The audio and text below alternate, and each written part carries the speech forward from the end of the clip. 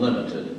I think we're going to have two, so we're going to have the main networking, or what's called transport in our business, where we connect everything in this country or the world to our devices. And then there's another network which is internal, or local network, which is ours, for example, is fiber to the home. That network also, which is considered the last mile, will need to be able to support those things in the future.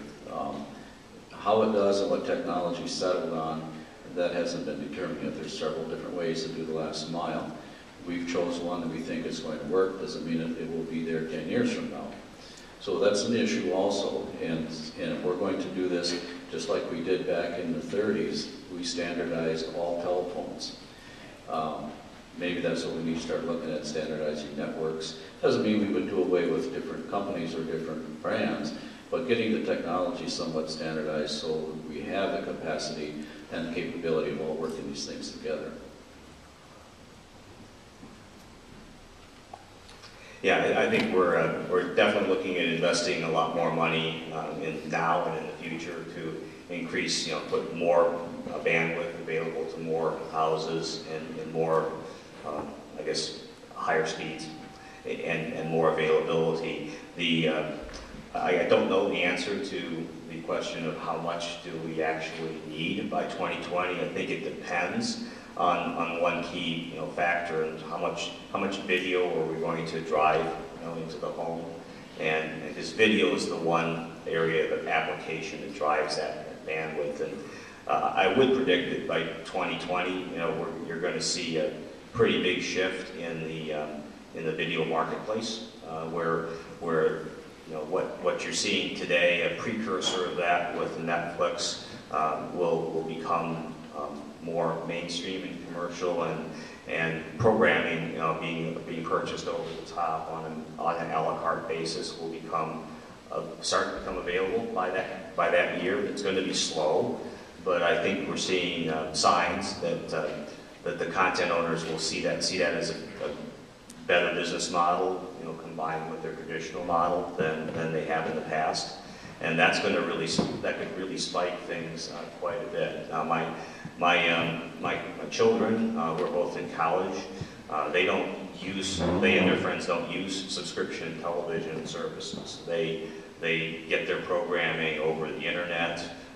They're perfectly comfortable today waiting for a day or two, after the broadcast hours to get that content.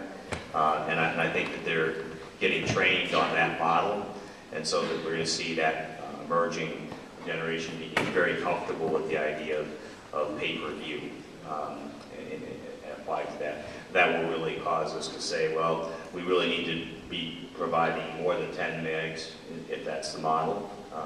I think the fact of the devices, all the proliferation of devices, doesn't necessarily drive need for higher broadband, because those communications may not be that data intensive. What your refrigerator is sending, out across to the cloud, or what some of your auto data is not that bandwidth intensive. But the video program would be the thing that causes us to say, raise that target. So we're making significant investments to drive higher speed broadband across our networks. Yeah, and I would agree that the video is going to be the driving force for that. And I think, if we're talking 10 years down the road, realistically, we're going to need at least a gig to every house. When you think of every screen that people have could be watching HD, 3D video, and they're going to expect that to be delivered without having to wait, without being choppy. I don't think, we're going to see, right now we can do 50 meg to most of our customers. And I think, that gig is where we're going to need to be. And you talk about the smart fridge and things like that. I think the other thing we'll need to think about is the upload speed. Because these smart appliances are going to be talking, they're going to be sending data upstream. I saw a website the other day that showed a fridge of the future that instead of being divided into two doors, your freezer and your fridge, there were 6 different panels. And each one was a touch screen with a camera on the other side. So instead of opening the refrigerator and wasting that energy to look to see how much milk you had, You press the panel and the camera comes on and you can see what it looks like inside the fridge without opening the door.